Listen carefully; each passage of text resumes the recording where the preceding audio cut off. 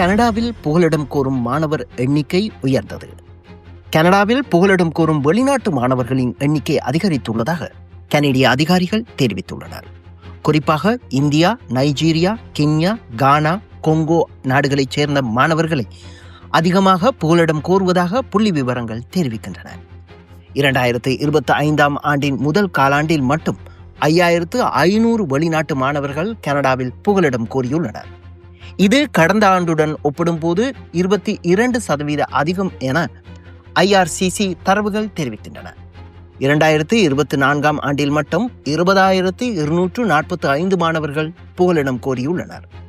2023 ஆண்டுடன் ஒப்பிடும்போது இது 100% அதிகரிப்பாகும் என்று சுட்டிக்காட்டப்பட்டுள்ளது.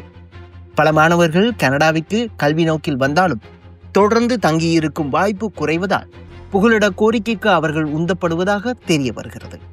எவ்வாறாயினும் இது சிறந்த முடிவாக இருக்காது என்றும் சுட்டிக்காட்டப்பட்டுள்ளது.